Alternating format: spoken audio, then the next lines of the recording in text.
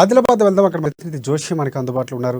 Yes, KCR టికెట్ల ప్రకటన నేపథ్యంలో అన్ని నియోజకవర్గాలకు సంబంధించిన ఒక టెన్షన్ అయితే ఉంది. అక్కడ ప్రధానంగా ఆదిలాబాద్ సంబంధించినటువంటి ఎమ్మెల్యే సీట్లపై ఎమ్మెల్సీ నజర్ పెట్టేటువంటి పరిస్థితి కనిపిస్తుంది. మంచిర్యాల, ముచ్చోలు స్థానాలపై ఎమ్మెల్సీ దండే విఠల్ నజర్ పెట్టేటువంటి పరిస్థితి కనిపిస్తుంది. మంచిర్యాల టికెట్పై మాజీ ఎమ్మెల్సీ పురాణం సతీష్ ఉన్నటువంటి పరిస్థితి. మొత్తానికి టికెట్ వేటలో హేమహేమిలందరూ కూడా ఉన్నటువంటి పరిస్థితి కనిపిస్తుంది. ఎవరికి టికెట్ వస్తుంది? సో దాదాపుగా చూసుకుంటే ఆదిలాబాద్ సమితి రెండు స్థానాల్లో మాత్రం టికెట్లు సిట్టింగ్లకు వచ్చే అవకాశం లేదని కూడా ఒకవైపు వార్తలు వస్తున్న పరిస్థితి కనిపిస్తుంది. అక్కడ ఉన్నటువంటి నష్టం ఎంత, లాభం ఎంత, దీనిపై పూర్తి సమాచారం అందిస్తారు జోషి. ఎస్ జోషి, చెప్పండి.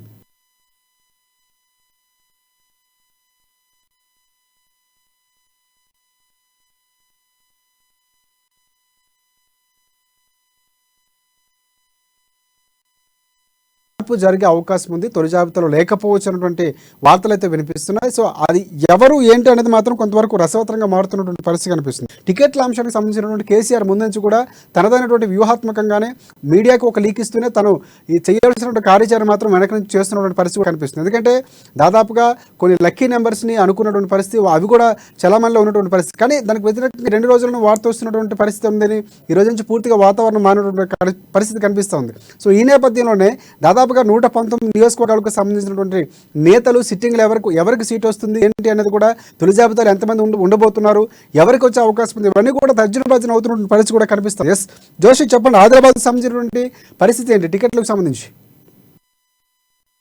శక్కర్, ఆదిలాబాద్ ఉమ్మడి జిల్లాకు సంబంధించినటువంటి అధికార బీఆర్ఎస్ పార్టీలో టికెట్ల లొల్లి రోజు రోజుకు చాలా రసవత్తరంగా మారుతుందని చెప్పవచ్చు. అంటే మనకు 1-2 రోజుల క్రితం వరకు ఉన్నటువంటి సమాచారం ప్రకారంగా కేవలం ఖానాపూర్ అలాగే బెల్లంపల్లి, ఈ 2 నియోజకవర్గాలకు మాత్రమే అభ్యర్థుల్ని మార్చేటటువంటి యోచనలో అధికార